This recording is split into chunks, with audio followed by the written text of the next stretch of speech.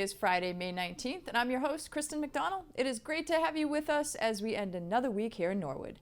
This week on Norwood News, the Masons celebrate all the wonderful teachers in the town of Norwood. The Norwood Evening Garden Club hosts their annual plant sale. But first, last Wednesday, people gathered outside Norwood Hospital to express their concerns about a report that there are no inpatient psychiatric beds in the plan for the new Norwood Hospital. Ray Breton, one of the organizers of the protest, explains their concerns. I facilitate a support group for families for the mentally ill. We meet once a month. We used to meet here at the hospital, and we've been doing that for 30 years, so we're quite involved. We were also involved in the transfer of the of the hospital from the Onaponta system to the Caritas system. So we got very much involved in what the needs were and that kind of thing. We were quite surprised when we were able to get hold of the Department of Need, the determination of need that was approved for this construction when it showed no psychiatric facilities. In fact, not even any birthing facilities. Got a lot of questions about that. And looking at it carefully, we think that Stewart here is making a great mistake. Well, the hospital had been here for quite a while. Unfortunately, got flooded out, as you know. And here is the new structure being built. Unfortunately, the company that owns Norwood Hospital, that got approval to build a brand new structure, has been allowed to rebuild a new hospital with zero inpatient psych beds, zero capability of assessing someone coming into the hospital with a psychiatric emergency.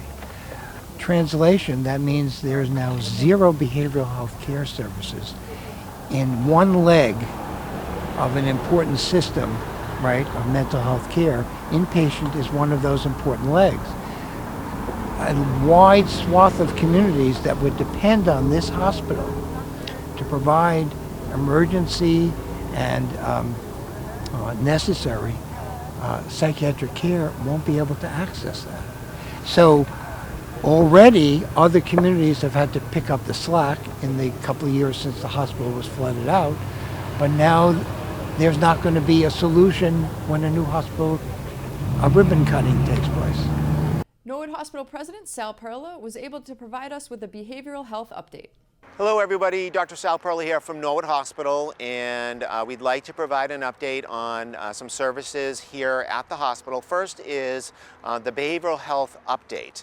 And I think, as most people know, we had 61 psychiatry beds here on the campus, and we had amazing resources and teams.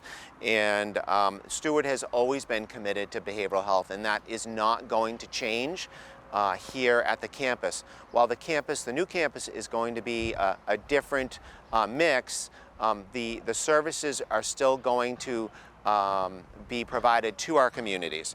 So on site on this campus we are going to have 10 dedicated behavioral health beds in our emergency department, and that is so that our EMS partners can actually provide transport to us when people are in crisis and be assessed at Norwood Hospital and reside there while they are being assessed and selected for an inpatient stay if that is actually necessary.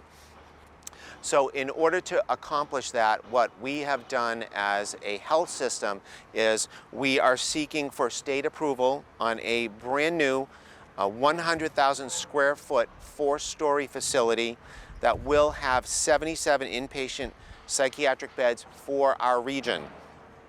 In that 4-story building will be 2 adult behavioral health units and 2 geriatric psychiatric behavioral health units, and have the ability for room for expansion. Also, outpatient services will be included as well. Those include a range of therapies, partial hospitalization day programs, to ensure that patients remain closely connected to the care that they often need after they're discharged.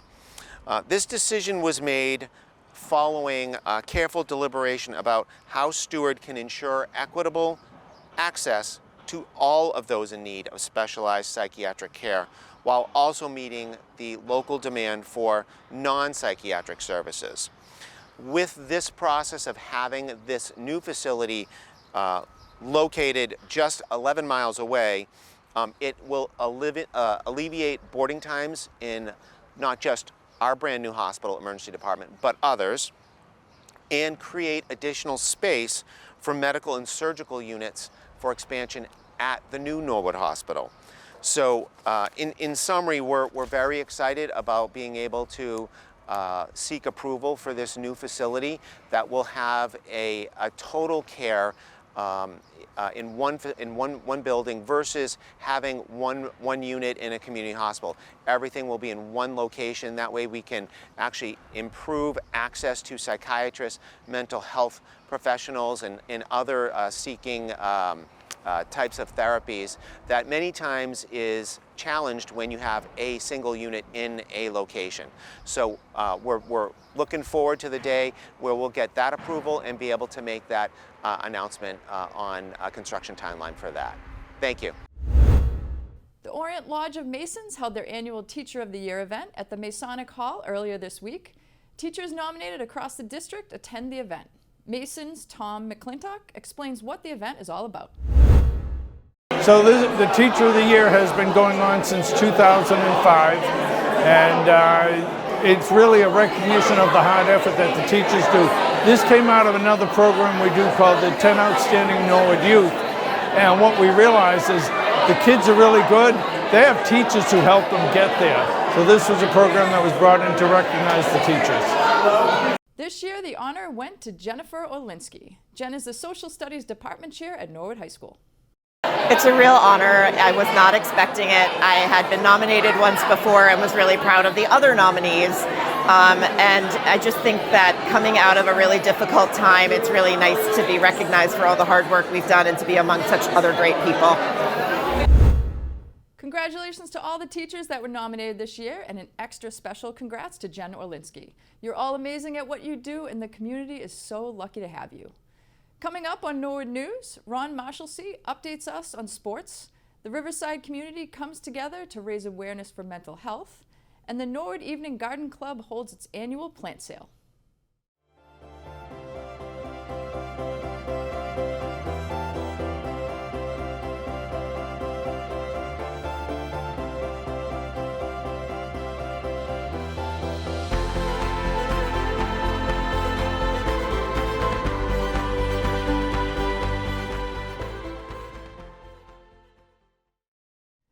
The Norwood Evening Garden Club held its annual plant sale this past Saturday at Haas. President Louis Walsh of the Garden Club was pleased with the turnout. Hello, my name is Lois Walsh. I am the current president of the Norwood Evening Garden Club. We are here at our annual plant sale. It's become a wonderful, well-attended event here in Norwood. It's always the Saturday before Mother's Day. The line usually forms out in the parking lot an hour before we open the gates at 9 o'clock. We offer annuals, Mother's Day gifts. We have perennials, shade perennials, sun perennials, native perennials. We offer tropicals, and so many people return year after year. It's a great event. I hope you consider joining us someday. On Saturday afternoon, Run for a Vet celebrated their 8th annual road race supporting veterans. Race organizer Jim Henry explains how special it is to be a part of such a meaningful cause. So my name is Jim Henry. I'm the race director for Run for a Vet. This is my 8th year with the event. Actually, it's the 8th year of the event as well. It's run every year to help local veterans who are either struggling financially or in some other way where they need our help.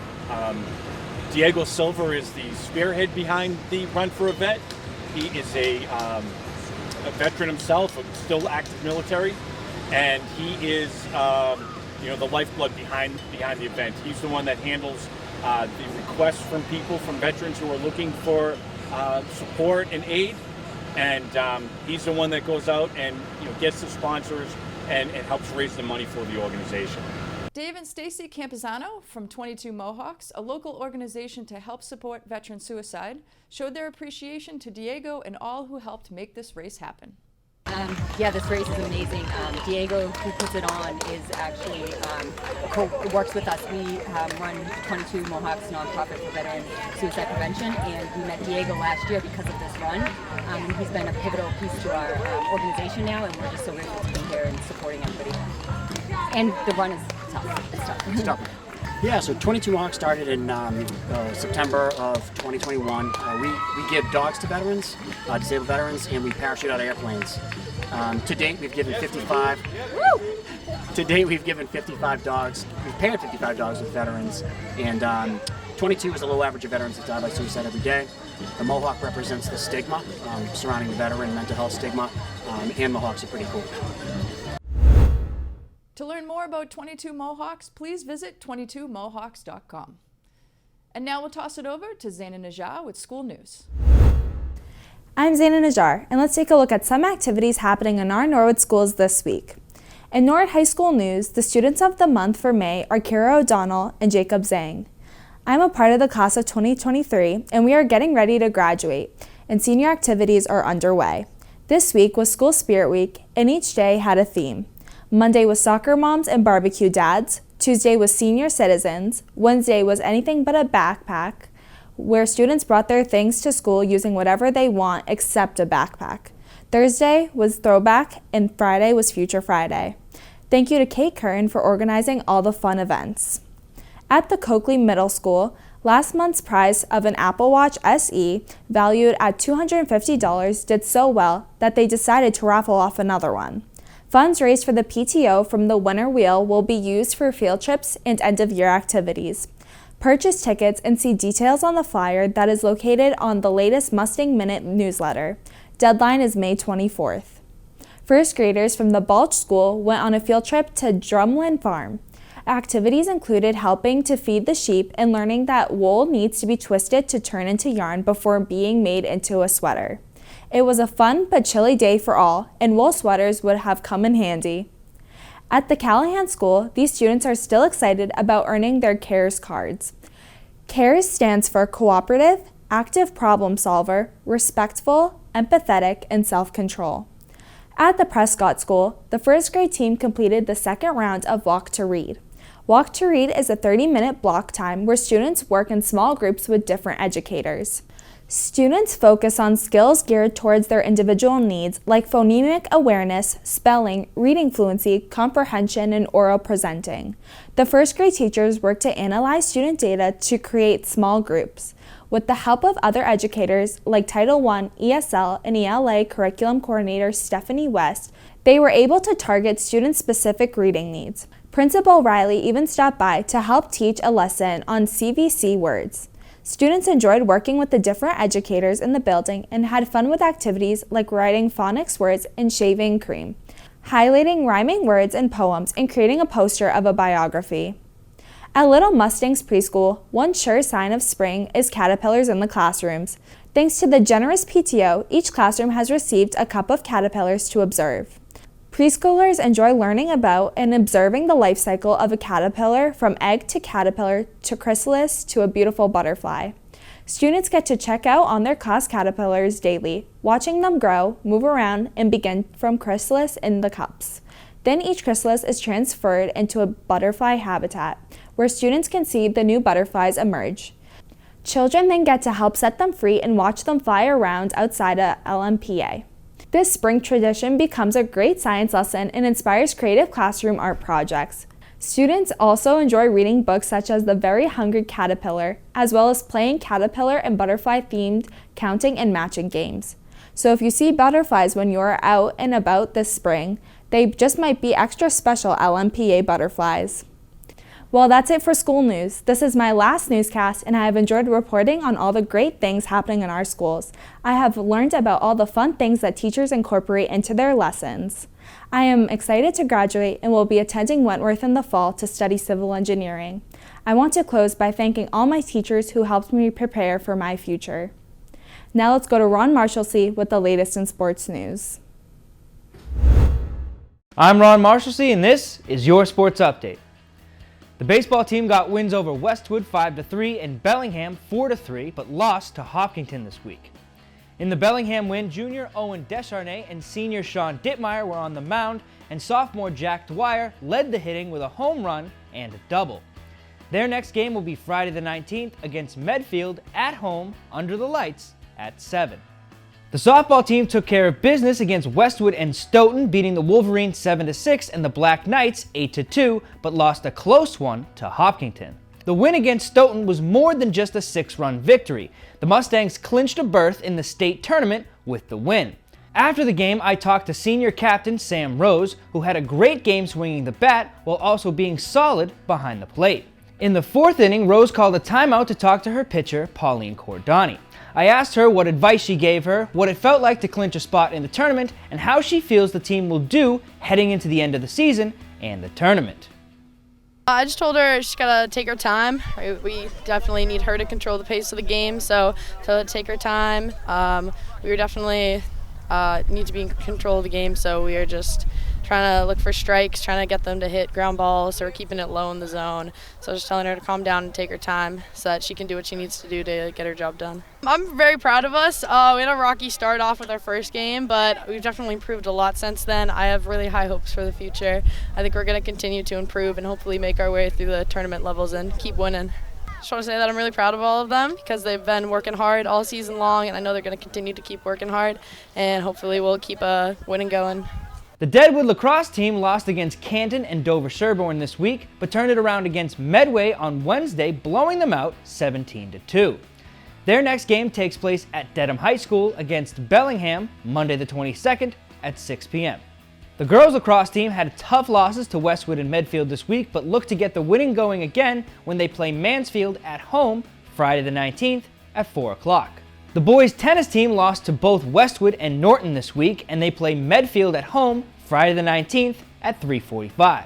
The girls tennis team lost to Westwood and Dedham this week, but picked up their 3rd win on the season with a decisive win over Norton 4-1. Their next game is Friday the 19th at Medfield at 3:45. The volleyball team lost to Bellingham on Monday, but they play Randolph back-to-back to close out the season. And that is all I have for this sports update. I'm Ron Marshalsea, and Norwood News will be right back after this break. Did you know Norwood Community Media has a weekly newsletter? If you are interested in signing up, all you have to do is go to our website, norwoodcommunitymedia.org. Once you're there, scroll to the bottom of the page and click on the Sign Up for Our Newsletter button. All you have to do after that is fill out your first and last name, your email, as well as your zip code. Once you press send at the end of each week, you will have our newsletter in your inbox, ready for you to catch up on all things Norwood. On Wednesday night, the school committee met as they reviewed and voted on 5 different school improvement plans. The improvement plans were for the high school, Oldham, Callahan, Willett, and the Little Mustangs preschool. The first 4 were approved unanimously, with the Little Mustangs preschool vote passing 4-1. The committee then moved on to approving job descriptions to be posted.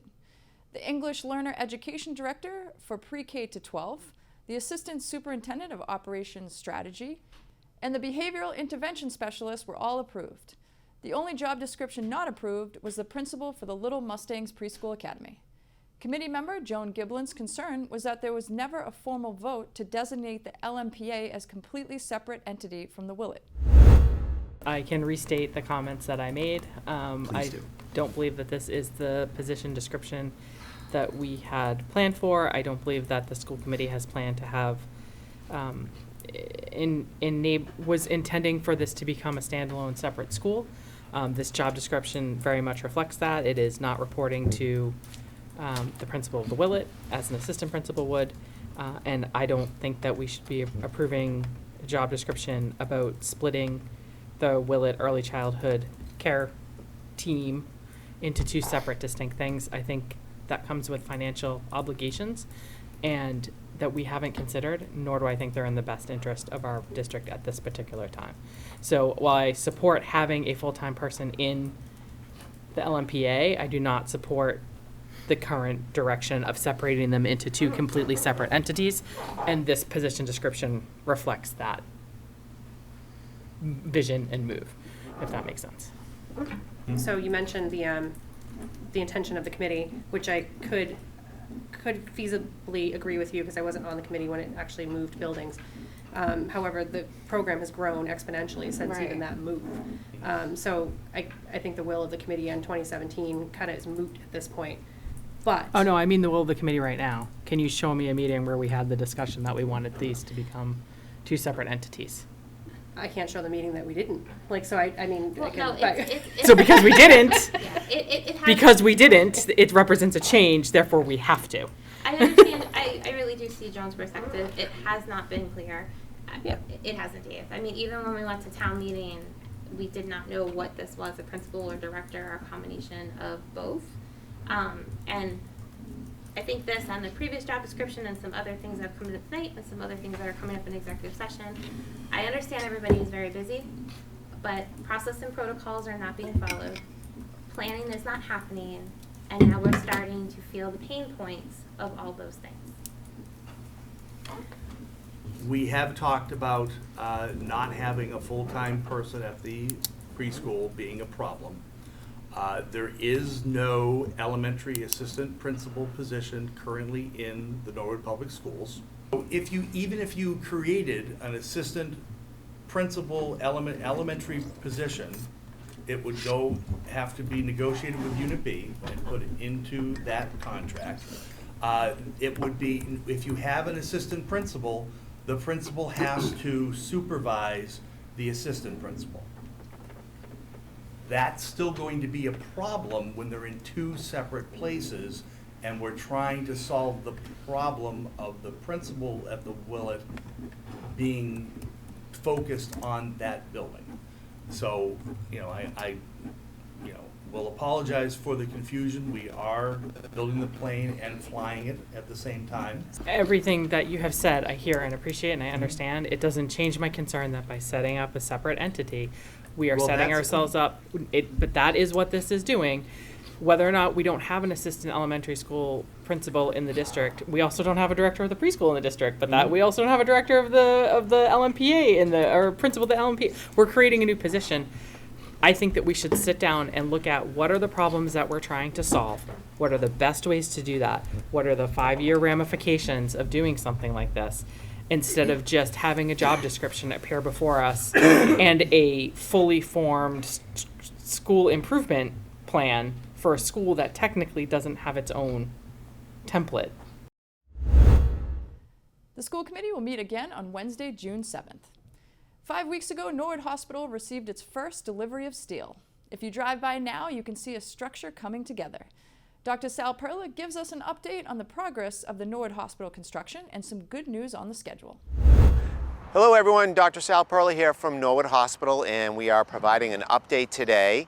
It has been 5 weeks since we did our first taping for the steel for the campus, and we are thrilled to announce that the steel is going excellent. 5 weeks in, you'll see images that show that the construction phase is definitely ahead of schedule. We're told that through all the work with Suffolk and our subcontractors that we're about 2 to 3 weeks ahead of schedule, which is great news. As everybody knows, the process for this and the permits and everything else took a considerable amount of time. With all our partners, we made it through that very quickly, but today we're great to actually announce that we're ahead of schedule. So along with this update, we do have a few notable stories that we wanted to share with everyone. First is of local interest. You'll see in one of the cranes there's a blue flag flying in the middle, and I'm sure the team will zoom in on that. But that is a Norwood High School former student. And the flag is actually the Norwood Mustangs flag, and it flies on one of those cranes. So we're happy to share that. There's some history there along with it. also is there's a lot of local contractors that are actually working on the project. Another one is the electrical group, Gaston, and the roofer, Reliable Roofing, are all Norwood-based contractors. So we're thrilled to be able to continue to support, while we're not technically open as an acute care hospital, but we are still supporting the businesses locally. Roofing hasn't started yet, but Gaston is currently working on the undersite utilities, which obviously are an important part of the process. So as we wrap up today's shooting of this update, we did want to throw out a few thank yous, and the biggest one is our partners from Norwood Light and Power and the Norwood DPW for their support and effort in this phase of the construction. So thanks to all of them. May is Mental Health Awareness Month, and Riverside Community Care held the Sweep Away Stigma event at the Town Common last Thursday. Sweep Away Stigma is to help open the dialogue about mental illness and make people feel comfortable talking about their mental health.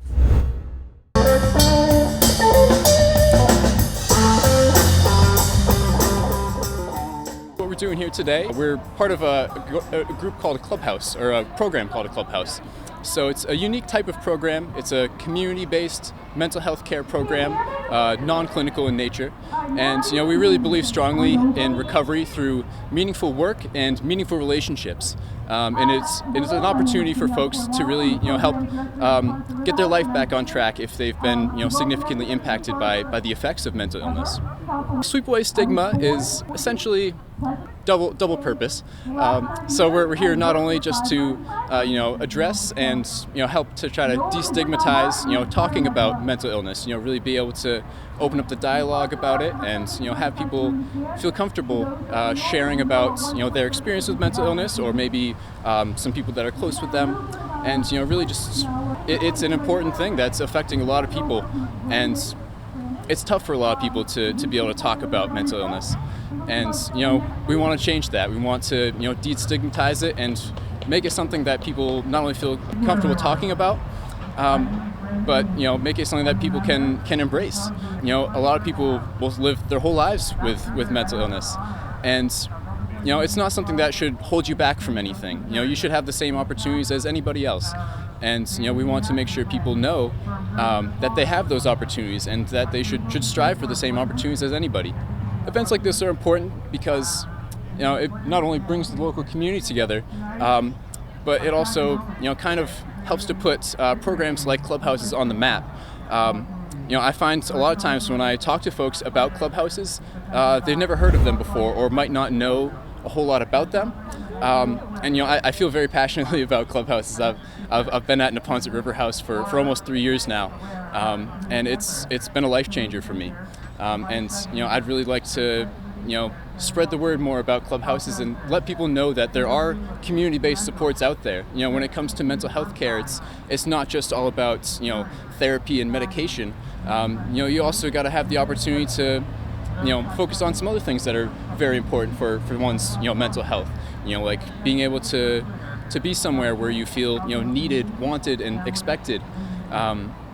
Being able to feel like you can contribute to something that's bigger than yourself. Be part of a community and be able to do work that helps you feel productive and just feel good about yourself.